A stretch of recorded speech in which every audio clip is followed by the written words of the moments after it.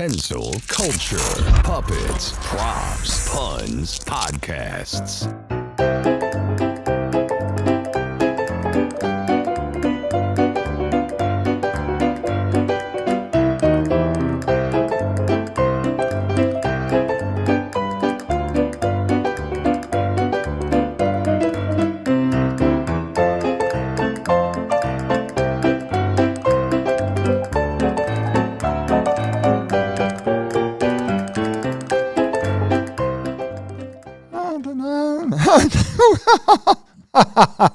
Oh, man.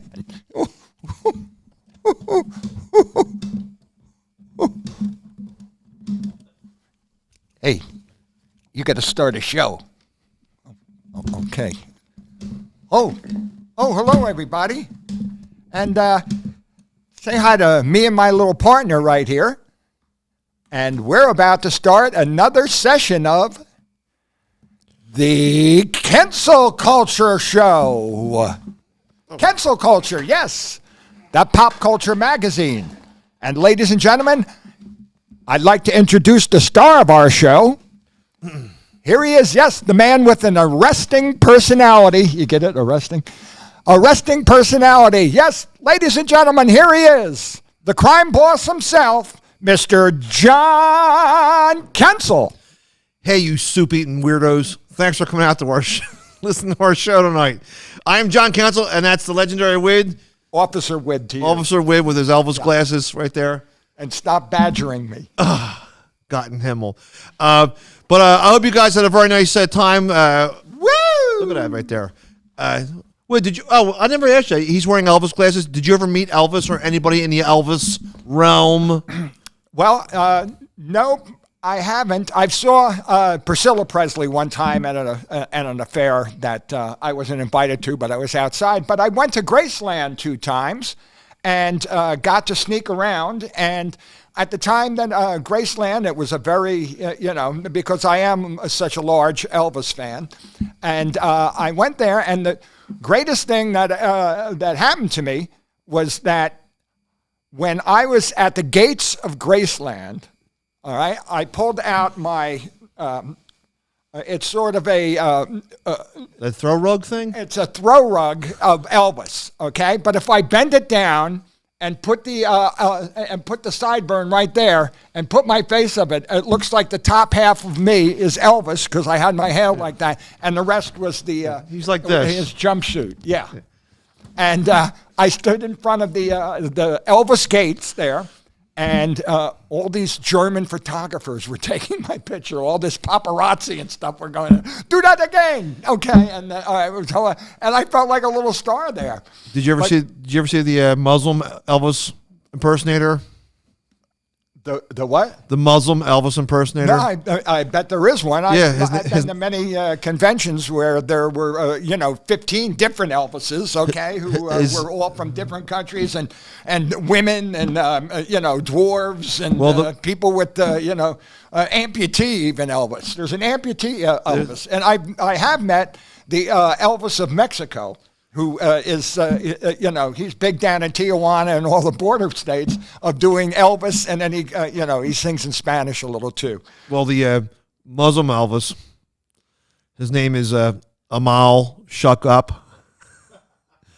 And, I wanted to ask you this too. All right. There was a parody band that I thought was really cool. I saw them once in the 80s and the 90s. They may still be around, but they were called Dread Zeppelin. Dread Zeppelin, yeah. And then there was also an all-girl band called Les Zeppelin. But the Dread Zeppelin they have talent. It was. Did you ever see them? It was a 300-pound Elvis impersonator, right? Oh man! But they would do Led Zeppelin's song, the music from Led Zeppelin, dun, dun, dun, dun, dun, dun, dun, but he would be singing Elvis songs. So you hear like. I've been grooving, you've been fooling, way down. But he's still in Elvis. It's really funny to see. I think they may still perform. He's still alive, I think, but he was... Elvis is still alive. Yes, he is. That's, and so some of his impersonators are. But when I went to Graceland, it was like, for some people, it was a religious experience, and you got all worked up. But then the guides who took you there we go, oh yeah, that's where he made his peanut butter and banana sandwiches. Oh yeah, that's where he chased the girls with their underwear on. That's where they, What I've heard, it's not that Hamburger James bought them. I heard it's not that big of a building. They what? It's not that big of. I always thought it's a giant mansion, but it was very interesting. It was, not only was it something that was preserved in 1974, so he had the shag rugs, he had the big TV with the that had a magnifying glass in front of it. That was he had all the accoutrements of being a rich person during the 1970s. He had in the back. The first one I went to, he had. Now it's it shows all his. It's like a museum that shows all his paraphernalia that he won, his guns and his different outfits, but. It started out, and I was there when they were first changing it over. It started out as a slot car track, okay? So the king was into slot car, and he made a slot car track in the back, which was a big thing, just before 1977. It's actually fun. There's different things in Philadelphia. They have slot car racing tracks. But about the Elvis thing, I read a book called Schmelvis. And it was a guy who did a genealogy. Schmelvis? Yeah, it was a guy who did a genealogy of Elvis Presley. And Elvis he's a gypsy. He's gypsy blood, so he has that dark looks and the black hair. You're not supposed to say that's a forbidden word. Is it Hungarian, right? Yeah. But his family would turn people into werewolves. That's almost as bad as saying Joy Behar. Okay. They trace back on his mother. They think his mother's lineage, and they think that they may have relatives came over from. Like Hungarian Jewish people. So someone wrote a book about it. It's like 1/30th of Elvis may have been Jewish. But it was very, very interesting. It's the Academy Awards was last. He gets a nosebleed. He's out of the tribe. That's true, right? The old thing. Yeah, you got a sequel yarmulke. I wouldn't. Elvis was the phenomena. You're never going to get a phenomena like that again because. The world is not on the same page now. Everybody has a lot of different pages that they get on. But at one time, music was on the same page. Perry Como and Elvis Presley would be on the same station. Yes. And now it is... it's every man for himself. There's, you have so many different candies to pick from now. You're kind of confused at what color M&M to pick. Last night was the Academy Awards, and people were upset that the guy who played... You really like me. The guy who played Elvis in the movie Elvis. Did he win? No, but I think he was nominated. But actually, it's weird, too. He was actually good as Elvis in the film, but it's a weird movie because it just drops in on his life. There's no linear story. Right? But a mean, rotten thing every year around this time. Mean and rotten. Is called the Razzies. Oh, I love the Razzies. The Razzies are sort of the anti... it's sort of the anti-Oscar. But it is mean, though, if you're an actor or an actress. I do enjoy reading the gossipy version of it. But it was mean. It's mean. They gave one to now it's mean because of today's sentiment. They didn't. It wasn't mean when they gave it to P. Isadora. They gave her the Razzie. It means raspberry, which is a. They gave one to Halle Berry for Catwoman, and because the movie sucked, but she won the Academy Award the year later for Monsters Ball with Billy Bob Thornton, where she. All right, but it's just, it's funny. I never saw Monsters Ball. You got to say it. It's very depressing to me. It looked like just from the outside. Sometimes, I don't like sports movies either because I know it's going to be just Rocky in shorts or with a hockey stick or whatever. But it's oh my God. Heath Ledger's in it. Puff Daddy's in it. He's in it. It's a dark movie. Robert Duvall's is a bad actor. Yes. He's a bad actor. He's worse than Suge Knight. If you ever see the movie, it's Billy Bob Thornton and Heath Ledger, all right, are prison guards. Okay. And he befriends P. Diddy, Sean Puffy Combs, whatever his name is, in prison, who's on death row. He befriends him, and he's a painter, and he paints pictures and stuff. And here, Billy Bob Thornton and his son, they're both prison guards, as Heath Ledger. They have to put him to death. So they put him to death. Well, Heath Ledger feels depressed. He hates the job. It's a sad job, putting people to death. He kills himself. It isn't all Joker with him. Oh, yeah, right. And he kills himself. Oh, poor Joker. So Billy Bob Thornton's out and about in the town. It's a small town, all right? And he meets a really beautiful black mother played by Halle Berry. And she is one beautiful mother. She's really beautiful, and she has a big obese kid. Can we call her a MILF? Okay. No, I'd say she's just an ilf, not the mom, an ilf. Okay. Ilf, all right. Well, she plays a mother, and she has an enormously overweight son. And Billy Bob Thornton befriends her, and they start he likes her, wants to help her out. And here they have a relationship. It's a really a really sexy sex scene. Like, man, oh my God, it's where it was really tough. But then her son, he's so fat. I hear that's why he broke up with Angelina Jolie. Maybe. Okay. But it was right after he won the Academy Award for Sling Blade. But her son dies because he's enormously fat. And at the Too end, many fried potatoes. And at the end of the movie, he goes to visit his father, played by Robert Duvall. Okay. And he's a mean racist. And it's a brutal movie. It's like Sling Blade. Robert Duvall is a mean racist? In the movie, right? I liked when he was the apostle, when he was like this, Jesus, help me, help me now. And in the end, she finds out that Billy Bob Thornton was the executioner of her husband. Oh. Right? And God. But she doesn't, and that's how the movie ends. I'm sitting on a porch together talking, but it's a brutal movie, but it's the sex scene. Unbelievable. But back to the Razzies, though. Yeah. Like they tried to give. Well, I'm sorry. This is all going to tie back together. The Elvis movie. All right. When you make a movie, you need a narrator. You need a focus point of someone to lead you through the story of a movie, right?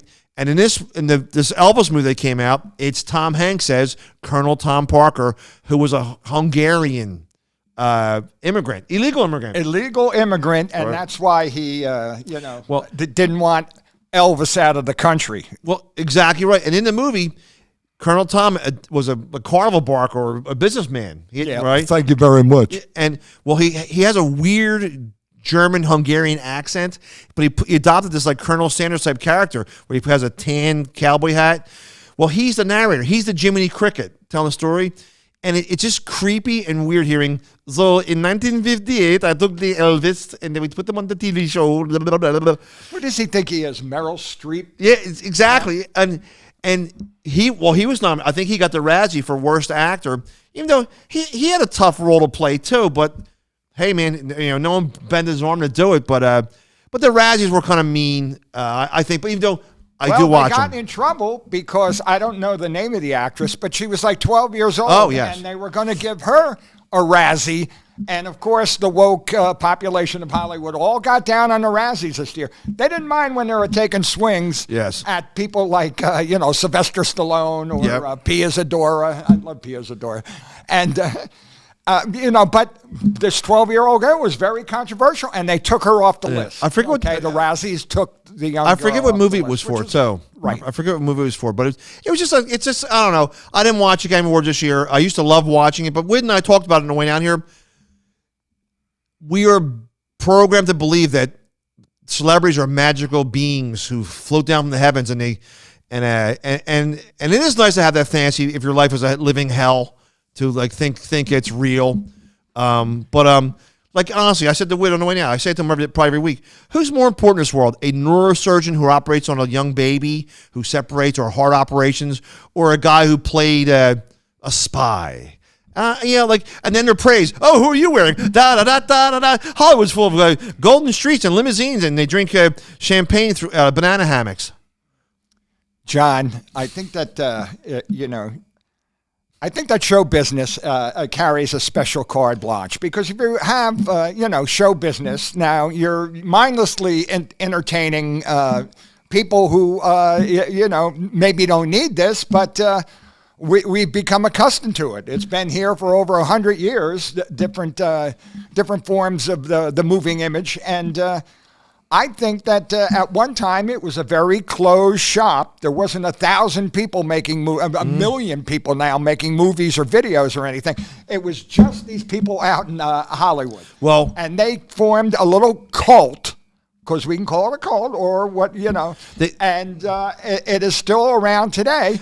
And one of its ceremonies, just like churches and religion, and have that ceremony. That's of, why giving the Oscar started in right about that. 1929. He's right about that. And I've seen some musicians who you always think musicians are like pilled out weirdos who hide heroin in their banana hammocks, but they have actually said, "I don't care." Said banana hammock twice. Oh, sorry. That's a bunch for banana hammock. It's my word of the day. Okay. But but you do see some of these celebrities, musicians, who don't think the Grammys should be or being in the Hall of Fame.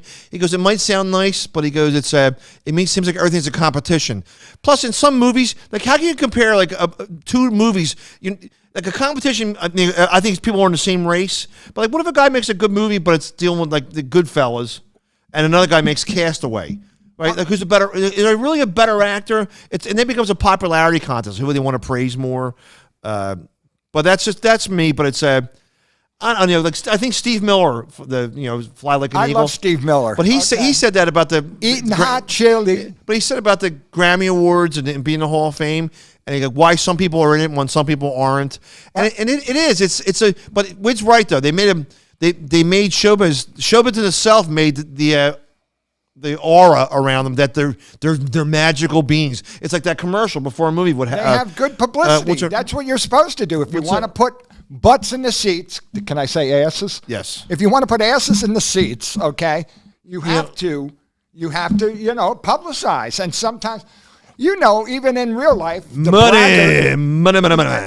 It's not only money. It's a lot of times it's personality and getting the word out there. And they get the word out there, and of course it's diluted.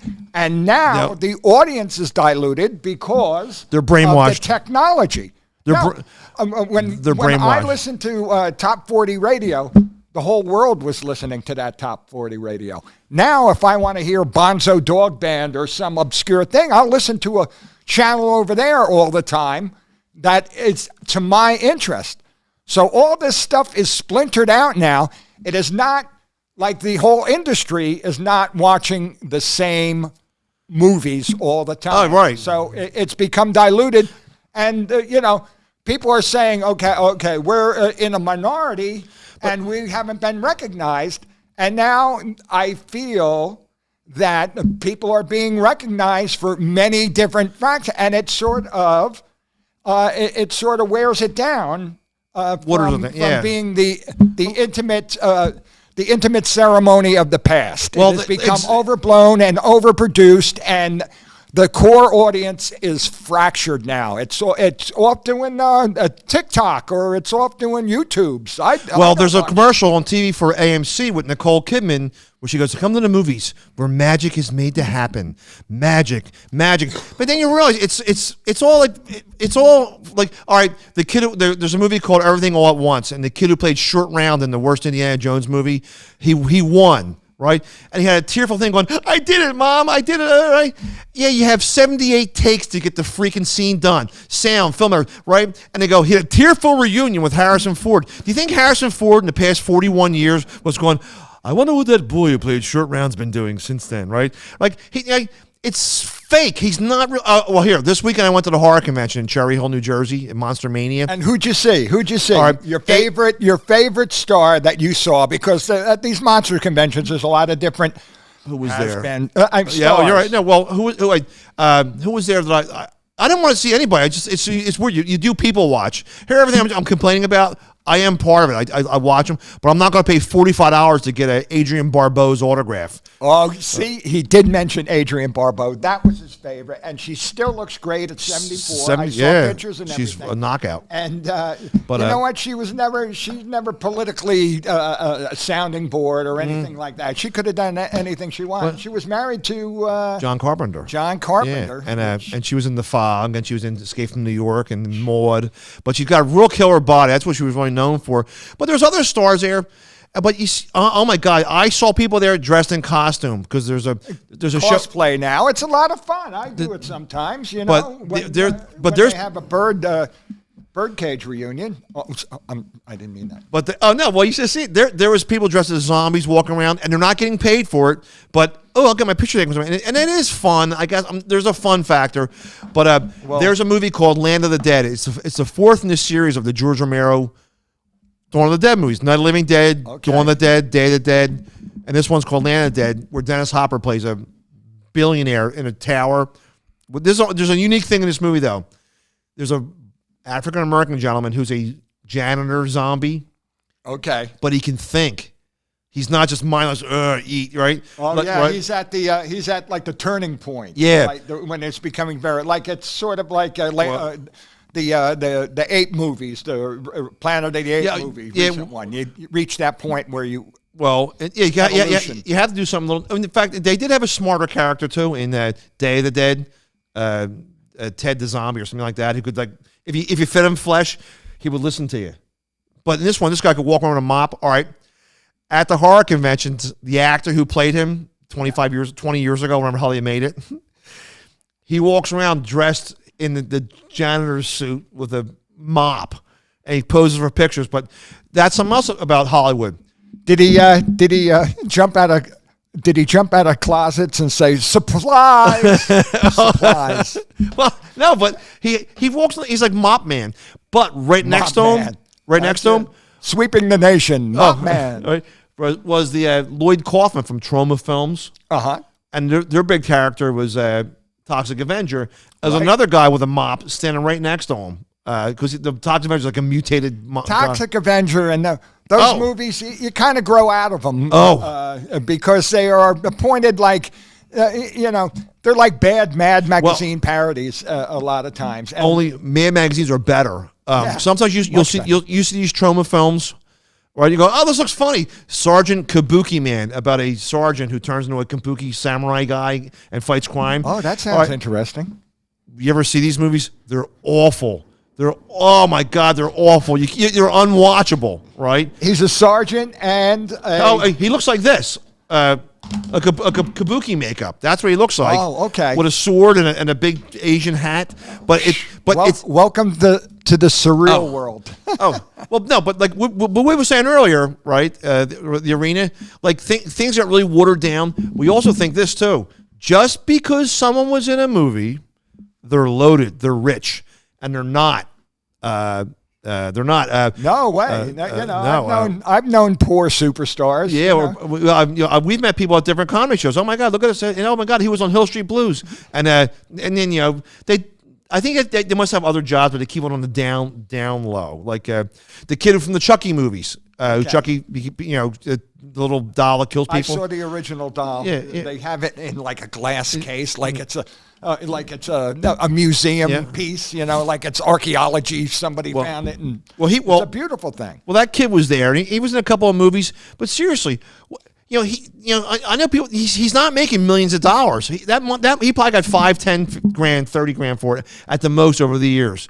And then they have a Chucky TV series now, right? That's not on network TV. It's on basic cable, meaning he might get $1,200 for doing it. It's like, I'm not putting it down, but like we said earlier, but maybe during the Depression, Hollywood made itself seem like that's where you escape, where joy and sadness, they control your mood, make you happy. But you realize it's all, you feel like saying, Robert Englund is not Freddy Krueger, but there's people there going, oh, and you see like some people are dim-witted.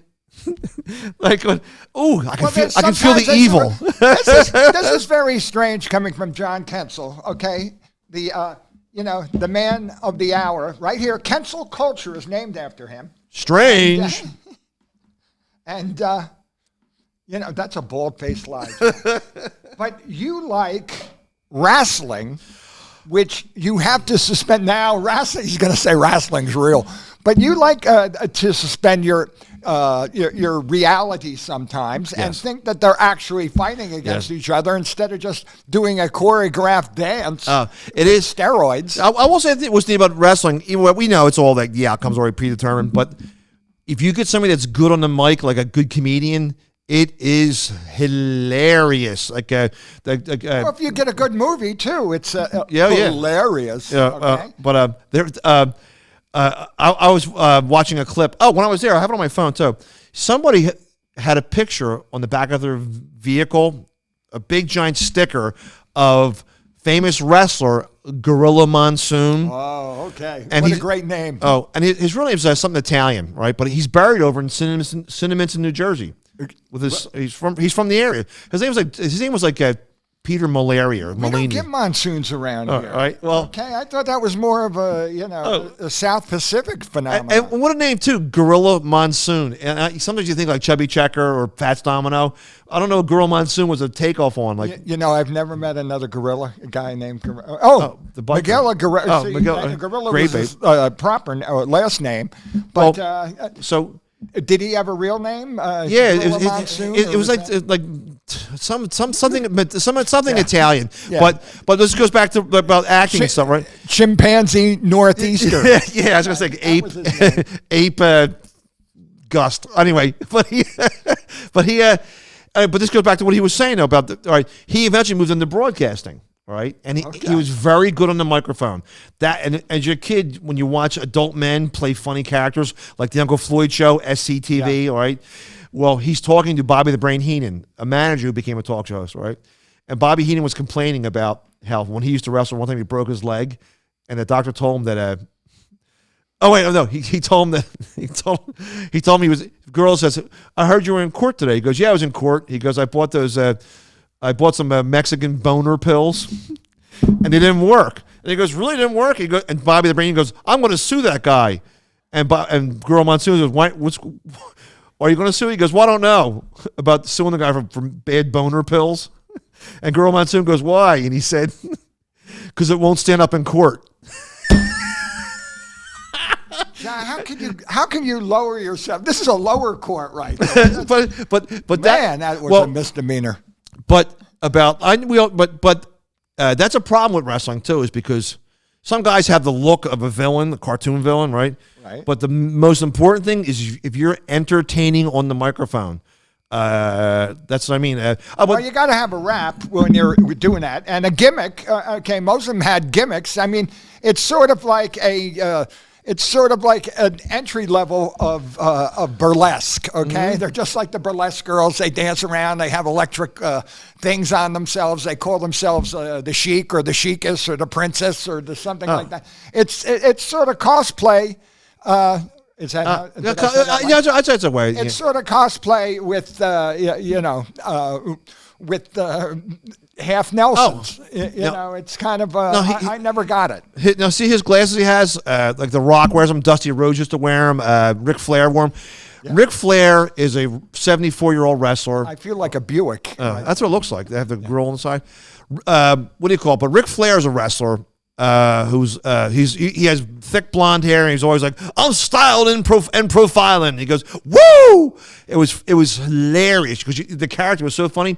A lot of rappers love him because it was so funny because he's like, I don't have to talk to you. I'm going to go out my Cadillac. And when I get tired and runs out of gas, I'll buy another Cadillac. And it's so funny. He's OG, that's right, John. He's old gangster. Well, Get hip. Well, he is hilarious. For some strange reason, he was at the horror convention last year, right? And on TV, they're larger than life. He's as big as I am. He's 5'10". What other crossover wrestlers were in besides They Live? Roddy Piper. Were there anybody other wrestlers that actually made it to the big screen? I mean, I know all the Rock and John Cena's doing it now, and Dave Bautista, who's in the Guardians of the Galaxy movies. But it's not easy for a lot of bigger guys, or like they're probably on performance enhancing things to make them bigger. Yeah, that's why a lot of them die. They're like, oh my God, people put out videos every year on YouTube, and it's wrestlers we lost in 2023. Like, holy crap! Oh my God! Well, yeah. Well, they're getting into their 60s now, or and their hearts can't take it. And then, but just how long do you think that a rapper wrestler would live? Okay? They would be, at the they horror, would die in a corner. At the horror convention he was talking about too, there was a somewhat rapper wrestler named Coco Beware. Oh, it was an African American gent, but he had a parrot. And he would come out and he'd go, do the Coco. And he had a parrot with him. It's just ridiculous. And he comes to the convention, and people go, hey, Coco, where's the parrot? He's like, he did. He ain't talking no more. Yeah, exactly. Where you get that parrot? Boy. Hey, ladies and gentlemen. I just want to say about the Razzies. I enjoy the Razzies, Yes. and you know that it's sort of the anti-Oscars, and the Oscar winners. Hey, we can congratulate them. There's something like that. You know, it is a little bit comparative. You know, competition is out there in the movie world. It'll always be out there in the movie world, and any place that you want to make money. And I want an award for a hot dog. You won an award for a hot dog? Mm-hmm. What award was that? I'm an Oscar Mayer wiener. Ladies and gentlemen, to be frank, okay, you were on a roll until that, John. All right, and I relish the thought of this that you don't cut the mustard anymore. Hey, ladies and gentlemen, once again, let's have a nice hand for Mr. John Kensil, our host. All right, and I'm the legendary Wid, and we want you all to come back and sign. Press that little subscribe button, please. And ring the little bell there. Look, I'll even put Ring my that bell. glasses on. Ring Okay? that bell. And also ring the notification bell. And ladies and gentlemen, this has been a fun one, John, and I thank you. That has been Kensil Culture. Yes.